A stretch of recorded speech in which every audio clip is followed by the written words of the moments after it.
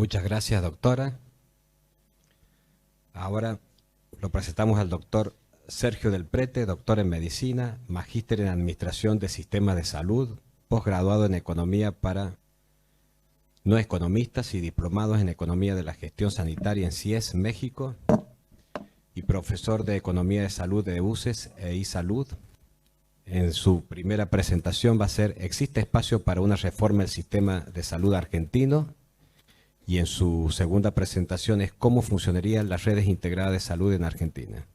Doctor, muchísimas gracias. Bueno, buenas tardes. Muchísimas gracias por la invitación a las autoridades de este grupo de trabajo, a su presidente, a Fernando, que me invitaron. Muchas gracias por tener este espacio de participación y también un poco para conocernos, ¿no? Y conocernos. Ahí está. Bueno, si ustedes me preguntan que les responda al título, les digo que no. Si ustedes me dicen si hay espacio para una reforma, hoy les digo que no. Pero siempre es posible tener la eventualidad de una reforma sanitaria en Argentina. Nosotros, con un amigo que es también un director de la maestría en iSalud, Mario Glank, escribimos este libro por esa preocupación de empezar a debatir los temas de la reforma. Nos pareció interesante contribuir, no marcar un camino, porque no somos tan soberbios como pretender que un libro va a marcar un camino, pero sí contribuir a una discusión que realmente se habla mucho y se plantea poco. ¿Poco del qué? Se habla mucho del para qué. ¿Para qué hay que hacer una reforma? Y porque el sistema no funciona. Bien. ¿Por qué hay que hacerlo? Y porque hay que ver cómo se resuelve el problema de los recursos humanos, cómo se los recursos físicos, los recursos financieros del sistema, cómo se resuelve el tema de lo público, lo privado, la seguridad social. ¿Qué hay que hacer? Ahí vienen las dificultades. Ahí vienen las dificultades mayores. Y lo más importante es cómo hay que hacerlo. Yo creo que ahí es donde ya no nos vamos a poner de acuerdo. Entonces, planteamos, en base a esas preguntas, una serie de posibles respuestas. Teniendo en cuenta que todos conocemos el sector salud, porque todos formamos parte del sector, todos en el privado, en el público, en los dos habitualmente, conocemos qué es lo que pasa, ¿no? Y lo que fundamentalmente conocemos que pasa es que hay más desigualdades que derechos en la gente. O sea, la gente carece de derechos y profundiza sus desigualdades, según fundamentalmente tres cuestiones centrales. ¿Qué cobertura tenga? ¿Dónde viva? Y cuánto dinero tenga en su bolsillo. El segundo es el famoso código postal, ¿no? Donde vive, ¿qué acceso tiene? ¿Qué cobertura? Pública, de la seguridad social o privada. Si vive en Buenos Aires, en Córdoba, Santa Fe quizás, y basta. Privado de lo que llamamos medicina prepaga, ¿no? O sea que el debate central es entre lo público y lo privado, o si ustedes quieren, entre lo público y la seguridad social. Que es, hace mucho tiempo, además de ser el componente estructural del sistema, lo que está en crisis. Bien, entonces, ya Fernando hablaba de esto, ¿no? Yo simplemente voy a hacer un repasito corto de, él ya lo presentó, lo dijo. Nosotros lo que hemos hecho a lo largo del tiempo es, siempre lo que hemos venido haciendo es cristalizar cuestiones. Por ejemplo, las deformidades del sistema de salud las cristalizamos. Sí, las fuimos cristalizando ¿por qué? Y porque es un sistema que nació de cuestiones espontáneas, o sea, de cuestiones coyunturales, ¿no? Coyunturales. La reforma del sector, una de las reformas del sector salud que podíamos llamar reforma, que fue la aparición de la seguridad social, la ley 18610, allá por los años 70, fue coyuntural. Fue una negociación entre un gobierno autoritario y el poder sindical. no fue planteado como una hipótesis y además con otra desvirtuación.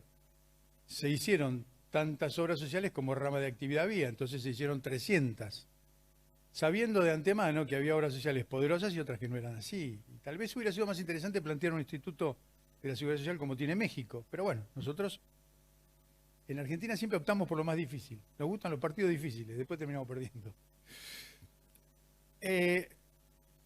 Y bueno, hubo dos intentos de reforma claros, uno en los años 70, del doctor Liotta, el Sistema Integrado de Salud, fracasó.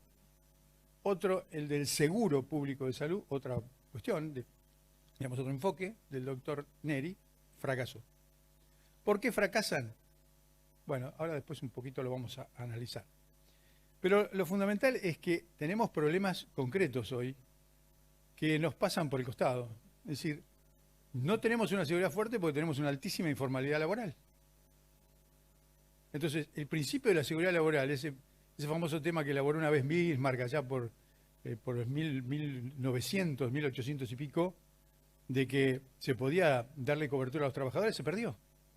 Se perdió. Hay que pensar en otra cosa. Ya el modelo no es el mismo. Y después tenemos un fenomenal, digamos, complejo de segmentación de coberturas. Lo que decíamos hoy, ¿no? Algunos pueden cubrir sus problemas. Digamos, a ver, en Argentina todos tenemos cobertura, todos. Los 40 y pico de millones tenemos cobertura, porque si no está el privado, está el sector público. Ahora, no es el mismo el sector público del norte al sur y del este al oeste. O sea que la cobertura está, pero hay otro problema, que es el acceso. Y hay otro problema más serio, que es cómo se resuelven los temas después del acceso. Cómo se resuelven los problemas de salud después del acceso. Entonces, lo principal es que 30% de la población hoy no tiene ningún aseguramiento, es decir, sabe que tiene el hospital público, ahora no tiene seguridad de qué va a pasar cuando se acerque al hospital público para que lo atiendan. ¿Por qué? Porque el sistema es tiene como alguna endogamia, se mira para adentro, no mira para afuera, no mira que el principal problema que tiene hoy es la desigualdad respecto de las personas, de los pacientes, de los que van a atenderse al hospital. Los que no van, no van, pero los que van encuentran dificultades y diferencias. Fundamentalmente, vuelvo a repetirles, en estos términos que yo les dije, dónde viven y eventualmente qué dinero tienen. Porque si salen del hospital y tienen que ir a comprar un medicamento, ahí también tienen otro problema de acceso. Sobre todo si los medicamentos tienen un costo que supera sus ingresos. ¿Qué otras cuestiones? Bueno, esto es, digamos, lo más sensible que tiene el sistema, los gradientes de equidad. Gradientes. ¿Por qué? Porque son todos diferentes. Yo hablaba hoy recién con el presidente y estábamos charlando del tema de por ejemplo, ustedes están planteando el tema de la hemostasia y de los problemas vinculados con esto que es la especialidad de ustedes. Bueno, mi especialidad es la cirugía cardíaca, ya no soy más cirujano, ya colgué los guantes como los boxeadores. Pero le planteé a un gran financiador, estoy trabajando como consultor, la posibilidad de resolver el infarto agudo, pero hacerlo simultáneamente con el hospital público, porque si no, no se puede, solo. Entonces, ¿cómo es el problema de los gradientes de equidad? Que si ustedes tienen el mismo paciente con un infarto en 3 lugares distintos, hospital público, seguridad social, prepaga, el paciente del hospital público va a tardar 24 horas en conseguir un servicio de hemodinamia para que, si puede, lo resuelvan. Infarto cerrado. El que tiene una seguridad social, depende del contrato que tenga su financiador, va a conseguir o no acceder a un servicio de hemodinamia. Puede ser que lo consiga y se lo desobstruya. Y entonces resuelva su problema crónico futuro, que va a ser seguramente de una cicatriz del corazón y todo lo demás. Y el que tiene prepaga, lo más probable es que se lo resuelvan en las primeras 4 o 6 horas. Esos son gradientes de equidad, del norte a sur, del este a oeste. El otro problema, no tenemos rectoría del sistema. El sistema educativo, cuando plantea un problema central desde Consejo Federal de Instituciones Educativas, termina en resoluciones. El Consejo Federal de Salud nunca saca una resolución, simplemente son consensos. Entonces, eso hace perder rectoría, porque la rectoría está dividida en 24 jurisdicciones. Cada una de ellas tiene su propia rectoría. Después hay una rectoría nacional, pero constitucionalmente ustedes sabrán que la salud no es un tema que esté en manos del gobierno nacional, es un tema que está en manos de las provincias. Así es de 1853 en adelante.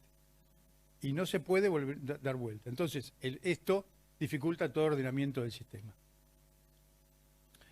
Y después, este otro tema central, esta división artificial que existe entre lo público y lo privado. De que lo público es una cosa, lo privado es otro, es todo igual, es todo un sistema, parte del sistema. Lo que pasa es que está dividido en compartimentos estancos artificialmente. ¿Por qué? Y porque la gente quedó en esos compartimentos estancos. Pero los médicos trabajan en el público y en el privado, a la mañana en el público, a la tarde en el privado, son los mismos. No hay médicos del público full time y médicos del privado, hay médicos del sistema. Ahora, los hospitales están verticalmente integrados en las provincias, al Ministerio de Salud, y los privados tienen multicontrato. Entonces ahí el problema es cómo hacer después para entrar en esta cuestión que ustedes están planteando de armar redes. Sobre todo cuando hablan de redes, y en las redes tiene que haber lo público y lo privado. Porque si arman redes privado solo, y bueno, se resuelven los problemas de los pacientes que tienen seguridad social. Pero ¿cómo resolver el problema que ustedes están mostrando acá de los pacientes que no tienen seguridad social, que tienen solamente cobertura pública y que la mayoría no tiene cobertura de las prestaciones que ustedes requieren, como especialistas, digamos? Entonces, el problema central de un sistema de salud es la solidaridad. Y esto lo dice Rosamalion, que es un investigador del campo de la seguridad social en Francia.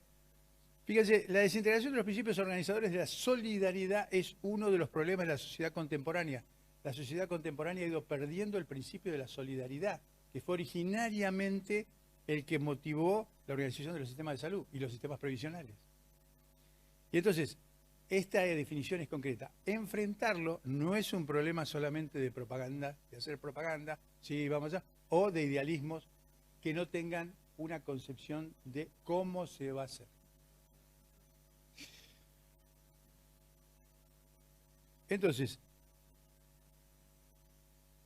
yo quiero dejarles estas dos ideas. El problema que tiene el sistema de salud es del acceso inequitativo. ¿Acceso inequitativo a qué? A un montón de cosas.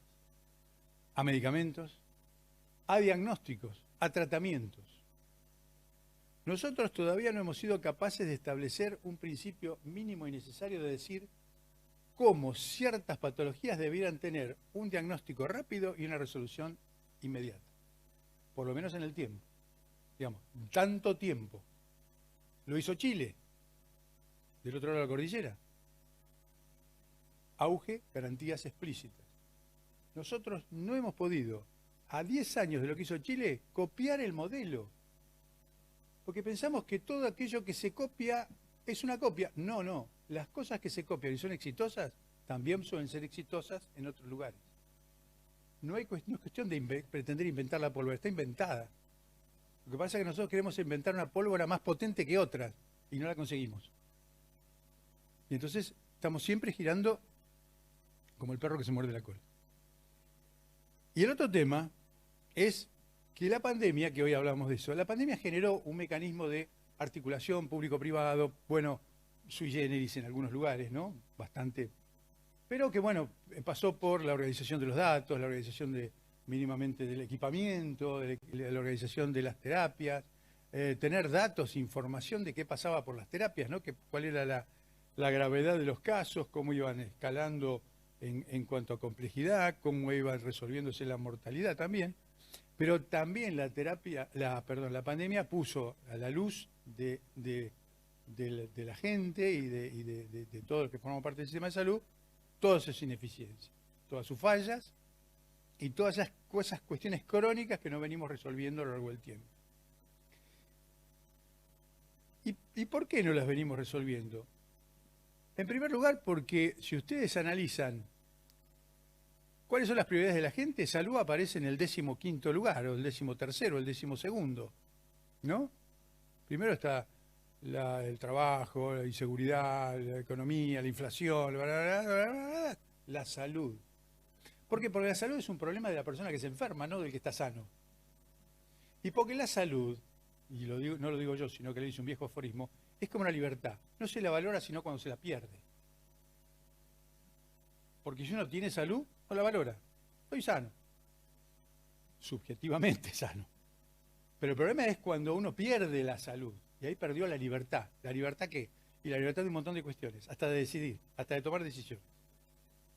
Entonces, todas estas cuestiones se van haciendo centrales a una posibilidad de reforma que obviamente en el tiempo que tengo es muy largo de explicarles, pero que simplemente les quiero dejar como conceptos centrales. ¿Por qué también pasa que no nos podemos poner de acuerdo dentro del sistema de salud, los que forman parte del sistema de salud? ¿Por qué hay estas lógicas dentro del sistema?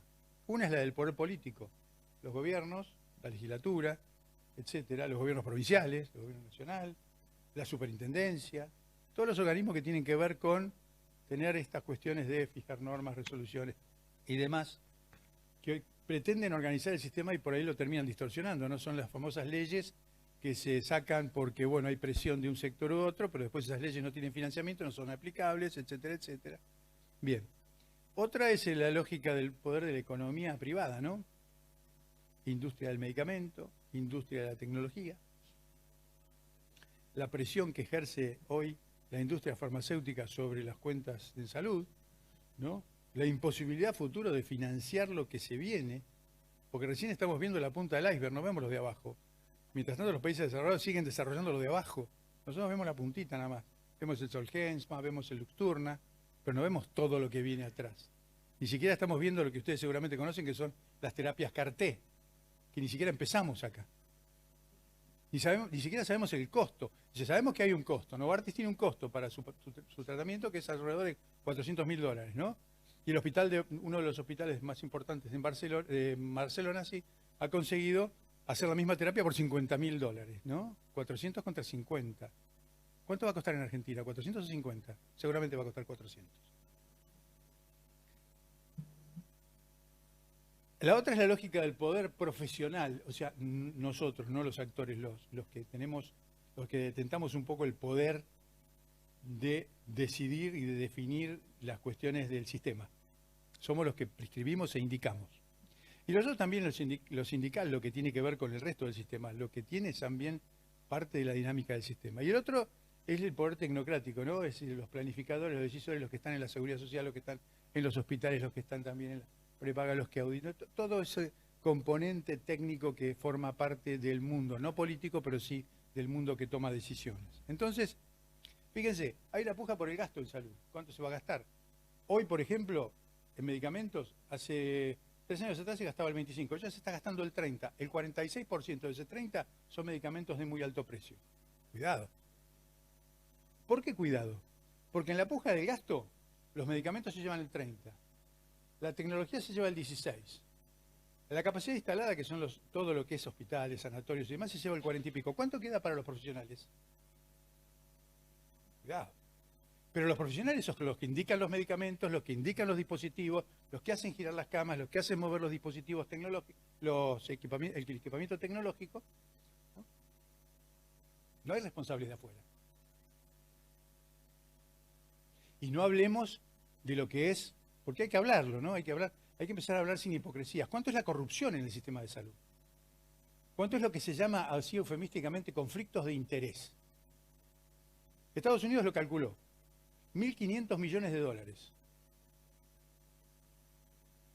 Una cifra importante, ¿no? 1.500. $1,5 billones le sale a ellos, en su sistema, todo lo que se llama los conflictos de interés. Bueno, la regulación del trabajo y también, bueno, permanentemente estar, digamos, reclamando derechos. Residentes de la Ciudad de Buenos Aires reclaman derechos honorarios. Ahora, para subir honorarios hay que bajar otro gasto, porque los recursos en salud y en toda la economía siempre son finitos, siempre son escasos, siempre son los que hay, no hay más. Puja por racionalizar el gasto. Entonces los tecnócratas dicen, bueno, vamos a racionalizar, vamos a bajar, vamos a intentar cómo, qué instrumentos, qué hacemos. Protocolos a los médicos no nos gustan. ¿Por qué? Y porque nos fijan cuestiones de variabilidad de la práctica. Entonces estamos en contra de los protocolos. Cuando todo el mundo usa protocolos, nosotros no. No nos gustan los protocolos. Y después el otro es la regulación de la gestión, digamos, cómo se va a hacer la gestión, cómo se va a gestionar, ¿no? ¿Quién gestiona? ¿Cómo? ¿Cómo hacemos para enfrentar esto que no nos gusta tampoco? Esto de, por ejemplo, qué sé yo, que los hospitales cambien de horario, entonces trabajen de las 8 de la mañana a las 8 de la noche, y no de las 8 de la mañana a las 12 del mediodía, y después queda la guardia, y después no queda nadie, y el paciente va a la guardia cuando podía haber ir a la atención primaria, pero no va a la atención primaria porque la atención primaria no funciona, porque la salita está cerrada, porque no tiene profesional, porque este es el problema del sistema. En otros países la atención primaria funciona bárbaro, Brasil, Perú, Chile mismo. Acá la atención primaria es como Dios. Todos hablan de Dios, pero ninguno lo vio. Entonces todo esto es una puja distributiva, ¿no? Una puja por los intereses de cada uno. Y cada uno tiene intereses y entonces la puja es cada vez mayor. ¿Por qué es la puja? Y por la plata. ¿Saben cuál es el corolario final? ¿Hay que poner más plata en el sistema? No, hay que organizarlo mejor. Hay que gestionarlo mejor. Hay que dejarse de embromar con los conflictos de interés. Hay que gestionar con criterio. Hay que saber que los recursos son escasos y que nos vamos a quedar sin recursos y que los que lo sufren no son los médicos, son los pacientes, que no tienen después los recursos para atenderse. Yo estaba escuchando acá, ¿cuántos tienen tratamientos, por ejemplo? Oferta de tratamientos desde los hospitales o del sector privado, mucho más del sector privado que de los hospitales. ¿Por qué? Bueno, cada uno tendrá su respuesta. Y entonces aparece el problema de los ciudadanos. ¿Tienen poder? ¿Tiene algún poder el paciente? Ninguno.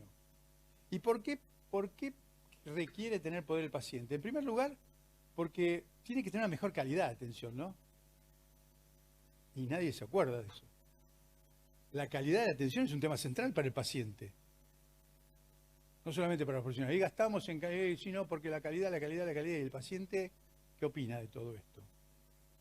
¿No? Bueno, no, porque el paciente lo único que le opina es si está en una habitación así. No, el paciente tiene mucho más criterio del que podemos imaginar.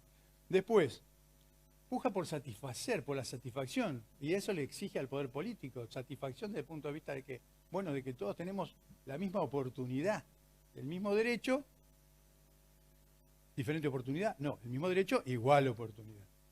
Y el otro es la puja por igualdad de oportunidades, eso es central.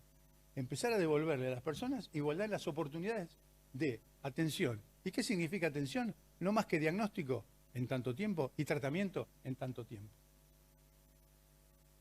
Yo me acuerdo hace un tiempo que estaba de subsecretario en la provincia y me llama una diputada para pedirme una tomografía para una paciente que estaba en Pergamino y no sé qué pasaba con el tomógrafo, que el único problema es que llevaba no sé cuánto tiempo dando vueltas, no se podía estadificar su carcinoma cervical, ¿no? Con lo cual no se lo podía tratar. Llevaba más tiempo perdiendo el tiempo que oportunidad de tratar su problema simplemente porque no tenía acceso a un tomógrafo en tiempo para que le estadificara. Y esto fue hace 5 años. Ahora, vayan a cualquier lugar, pasa lo mismo. No cambió nada, 5 años. Pero ¿cuáles son los caminos para una reforma? ¿Cuáles serían los caminos para una reforma? Hacer más de lo mismo, Frankenstein. Cada vez más torpe el sistema. Cada vez más torpe. Se lleva todo por delante, rompe todo, ¿no? ¿Y qué pasa? Resultado final, 0. Tenemos mortalidad infantil diferencial entre provincias, tenemos mortalidad infantil más alta que Uruguay, que Chile, que Perú. Es increíble, pero es. Tenemos una expectativa de vida menor que Chile o que Uruguay. Y gastamos 3 puntos más del PBI. Bueno, otra. Plantear una reforma estructural unificadora. Hoy es el argumento de, no, vamos a hacer de vuelta, vamos a juntar todo el dinero, vamos a hacer bla, bla, bla. Bueno, fantástico. Más falta, ¿no?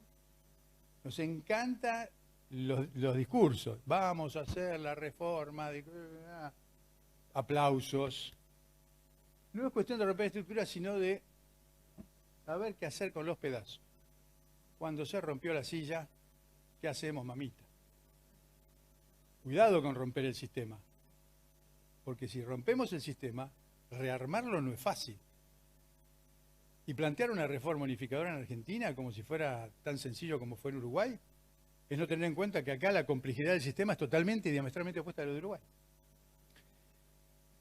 Y entonces la última es hacer un planteo innovador, empezar a hacer planteos innovadores, ¿no? Este punto de equilibrio que sea técnicamente factible. O sea, ¿se puede hacer? Primera cuestión. Políticamente viable, ¿hay espacio para hacerlo? Espacio de la reforma. Financieramente sustentable, ¿tenemos el dinero para hacerlo? Sí, yo creo que sí, el dinero está.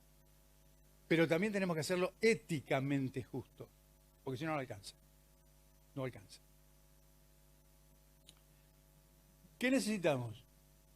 Si hablamos tanto del derecho a la salud, tenemos que empezar a hablar de igualdad de oportunidades. Entonces, hay que establecer un programa nacional en donde se contemplen qué patologías van a quedar cubiertas con garantías explícitas. Es decir, cuánto tiempo para el diagnóstico, cuánto tiempo para el tratamiento, escrito. No verbal, escrito. Tanto tiempo para el diagnóstico, tal patología, tanto tiempo para el tratamiento. Reformar el componente público estatal es central. Los hospitales son arcaicos en su concepción, en su gestión, en su modelo de gestión. Ustedes ponen al lado un hospital público y un hospital privado y son totalmente distintos. ¿Cómo los integramos? ¿Cómo armamos las redes? ¿Cómo les pagamos? ¿Cómo interactuamos con los recursos humanos? ¿Cómo mandamos los pacientes? Es imposible. Hoy es imposible. Por eso, entonces, ¿las redes qué son? Y ahora entro en lo de las redes para que lleguen los últimos 10 minutos. ¿Estoy bien en tiempo? ¿Estoy bien en tiempo? ¿Sí? Bien. Ya termino, igual. Entonces, ¿hacemos redes privadas? Sí, fantástico. Ya sabemos cómo se paga, tenemos amigos, hasta informalmente, tenemos un amigo en tal lado, che, te mando al paciente tal, ¿no? Esas derivaciones, esas redes de derivación informal, absolutamente informales, que la gauchada, che, ¿me recibís este paciente que no tengo para hacerle tal cosa? Dale, ¿me lo atendés vos? La experiencia, che, se lo mando a aquel que tiene más experiencia, nosotros no damos pie con bola con este paciente. Todas esas cuestiones nos sirven para una red. La red tiene que tener un ¿por qué? ¿Por qué tenemos que hacer una red? Y porque tenemos que tratar de integrar los recursos, que están todos desperdigados. Ustedes lo ven, lo vieron recién. Unos tienen, otros no tienen nada, no hacen nada, todo rojo, ese rojo que decía no hacen nada. Es terrible, ¿no? Terrible, no hacen. ¿Cómo hacemos para que hagan? ¿No? Entonces, no habrá que pensar en cómo vamos viendo el reequipamiento de los centros, todas esas cuestiones, ¿no? Entonces, ¿para qué? Segundo tema de las redes, ¿cómo las gestionamos? ¿Cómo gestionamos una red? ¿Informalmente? Che, por teléfono, hola, che, ¿me atendés al paciente tal? ¿Te lo mando? ¿Te lo derivo? O por complejidad creciente. Ustedes hablaban de un primer nivel, ¿no? Un segundo, hasta un tercer nivel.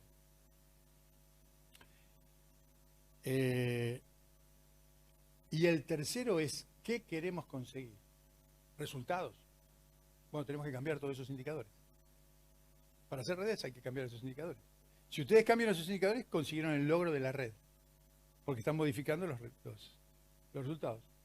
No es necesario que todos tengan todo, que cada uno tenga lo que necesita dentro de esa red, para que el paciente vaya transitando por un mecanismo acordado, establecido y ordenado. Porque las redes hoy son más un desorden que un orden. Te lo mando, se lo derivo, che, te lo derivo. Otro tema, lo derivamos. ¿A dónde? ¿Cómo? ¿Cuándo? ¿Cómo llega el paciente? ¿Cuánto le cuesta llegar? El costo de transacción de llegar, atenderse, a tener la respuesta necesaria. Pero primero hay que hacer hincapié en lo que pasa con los hospitales públicos, y ustedes lo vieron, dimensiones, norte, sur, este, oeste, todo distinto. Todos en manos de cada provincia que le da un mayor o menor énfasis a la salud, según puede, ¿no? Hay hospitales excelentes en Argentina públicos, pero otros hospitales que no dan más. Pero el problema que estamos perdiendo en el hospital, por estos problemas de gestión, de organización, de un sistema arcaico obsoleto en el funcionamiento, guardia planta, estas cosas así del tiempo de... Hablamos de hospitales de cuidado progresivo y después tenemos guardia y planta. Y los médicos son de la guardia o de la planta. No, los médicos son del sistema de cuidados progresivos. ¿Y cómo lo resolvemos? Bueno, falta mucho, mucho por avanzar en el sistema público para tener una reforma. Nosotros lo planteamos en el libro, planteamos un montón de cosas muy disruptivas, por supuesto. Pero hay que ir a una gestión que lo considere uno al hospital una empresa pública de servicios. No ¿saben? Hay un famoso economista inglés que dice que los hospitales para pobres terminan siendo pobres hospitales. Los hospitales son para todos, no para los pobres, no para los que no tienen otra cobertura. Son para todos. Uno tendría que estar orgulloso de ir al hospital. Ahora, cuando uno tiene un problema, va al privado. No tengo cobertura, y además porque el hospital, ¿a qué hora voy? ¿Quién me va a atender? ¿Cómo me va a atender? Reforma de la Seguridad Social en salud. Bueno, ese es otro tema central, pero no reforma financiera, reforma de la gestión. Reforma del modelo de financiamiento, seguramente. Seguramente también. Avanzar hacia esquemas integrados de protección social en salud, ese es el debate de la reforma. No lo puedo desarrollar todo, discúlpenme, pero bueno, después si quieren hagan preguntas que quieran. Y todos los instrumentos complementarios al modelo de atención. Atención primaria. ¿Dónde está la atención primaria? ¿Por qué la atención primaria es solamente de lo público y en el privado no existe? Ni siquiera el médico de familia, salvo en algunos lugares, bueno, el hospital, sí, que es un modelo, porque además tiene una escuela de formación de recursos, pero el resto es el médico gatekeeper, abre y cierra la puerta, es decir, este pasa, este no pasa. Es un médico que se preocupa más porque no se gaste que porque ordene el sistema. Entonces, hay que romper todas estas cuestiones, ¿no? Empezar a pensar en las garantías explícitas, ir al financiamiento asociado, es decir, asociar por ahí las obras sociales provinciales. Fíjense una cosa, ¿no? Argentina tiene en la Seguridad Social 290 y tantas obras sociales, 24 obras sociales provinciales, ¿no? Tiene otro tanto de empresas de medicina prepaga, está todo separado, ¿no? Hay que empezar a tener un principio ordenador, porque de las 294 hay 80 que pueden y 218 que no pueden nada, 214 que no pueden financiar nada, ¿no? Y hay muchas obras sociales que hoy están en proceso casi de quiebra. Atención, ¿no? Y esos pacientes, ¿dónde terminan? En el hospital público. Un modelo de atención que tenga incentivos, porque si no tiene incentivos, no tiene nada. Y los incentivos pueden ser económicos o de cualquier otro tipo, pero hay que pensarlos, hay que plantearlos. Los hospitales, los sanatorios tienen que tener incentivos. Hay que generar incentivos. Y el otro es otra cuestión central. ¿Cuáles son las metas sanitarias y cuáles son los resultados que esperamos? Yo les puedo hablar, el financiador más grande de este país de la seguridad social, que es donde yo trabajo, que bueno, es el PAMI, no tiene un solo resultado de lo que pasa con los pacientes. No sabe qué pasa. Está en una caja oscura, negra, no sabe qué pasa. Sabe cuántas prestaciones hace, cuánto gasta, pero no sabe qué pasa con los pacientes. Sobre todo con aquellos que son sometidos a la más alta complejidad y se le compra un dispositivo que cuesta 20.000, 30.000 o 40.000 dólares, no sabe. Ni idea. Ni idea. Resultados.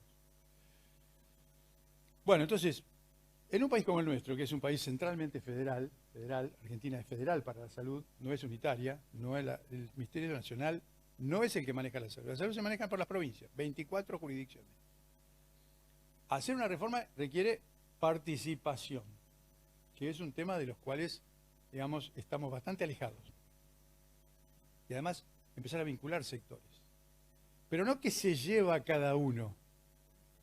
Porque generalmente cuando todos se sientan en una mesa, ¿qué me llevo? Es la pregunta clásica de nuestro métier argento, ¿no? Nuestro corazón argento. ¿Qué nos llevamos? Pero nuestro corazón argento tendría que empezar a pensar ¿qué dejamos? ¿Qué damos? ¿Qué podemos proveer nosotros? ¿De qué nos podemos despojar para que el sistema funcione mejor? Y después hay que hacer acuerdos. Se necesita un acuerdo social. Es difícil. Mecanismos pluralistas, participativos, en donde además se planifique cómo va a ser. ¿Ustedes se imaginan una reforma en un año? Es imposible.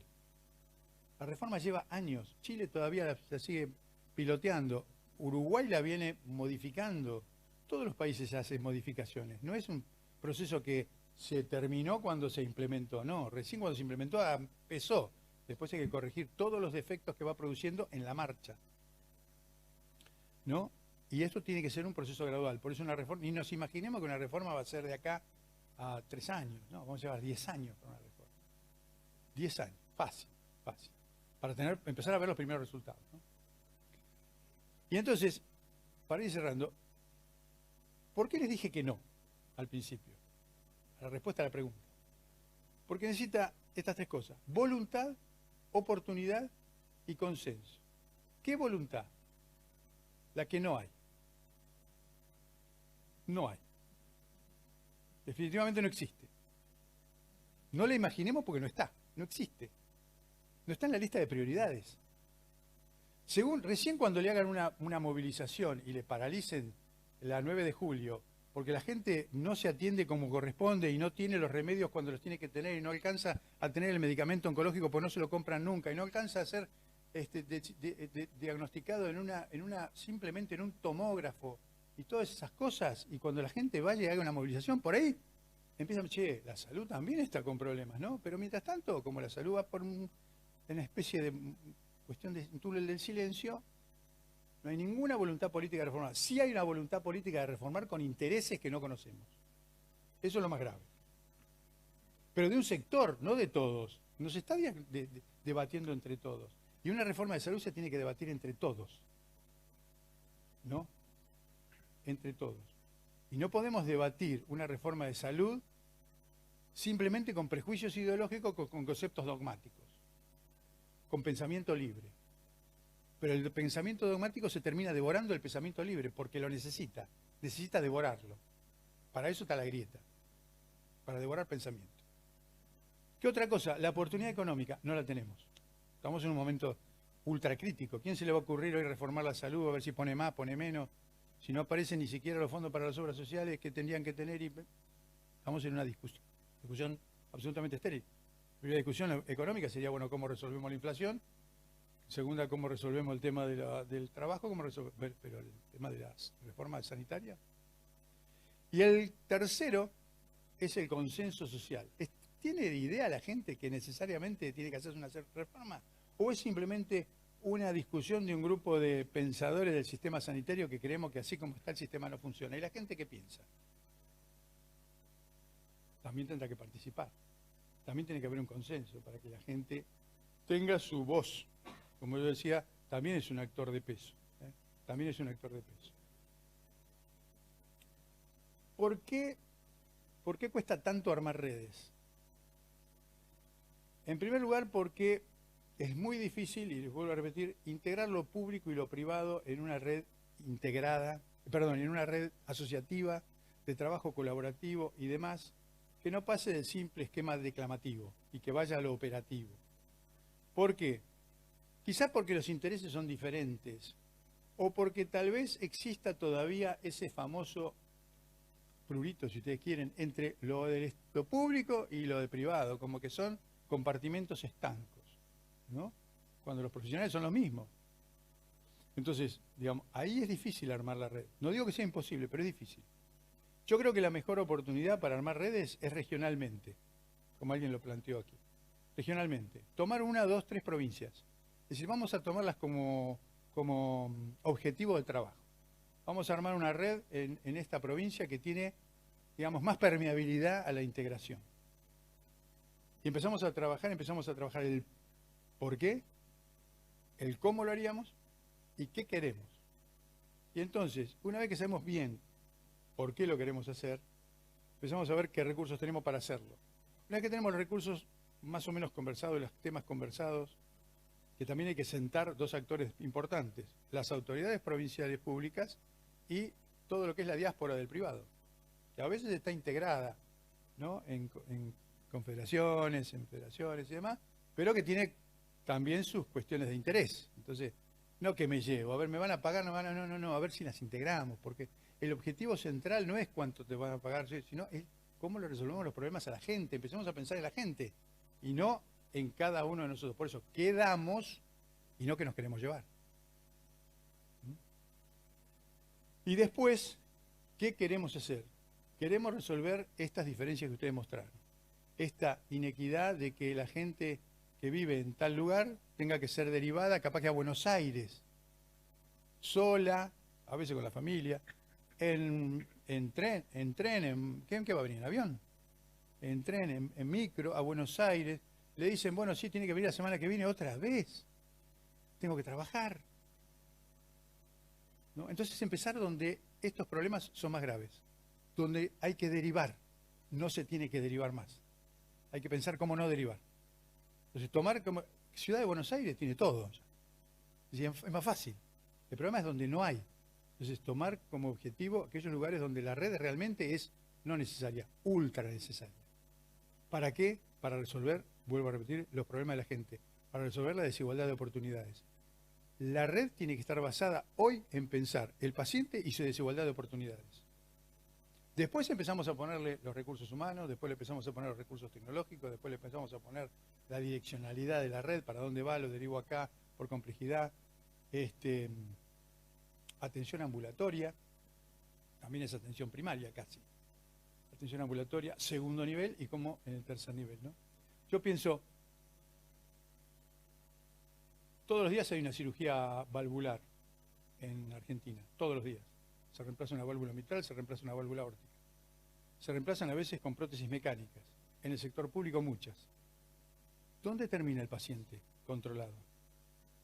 ¿Cómo se controla su hemostasia? ¿Cuántas veces se puede hacer un tiempo de coagulación? ¿Y cómo está su Sintrom todos los días tomándolo y ajustándoselo? Si capaz que el paciente vive lejos del hospital y no puede llegar. Dudas. Las mismas dudas que tenemos sobre si una reforma es viable o no. Gracias.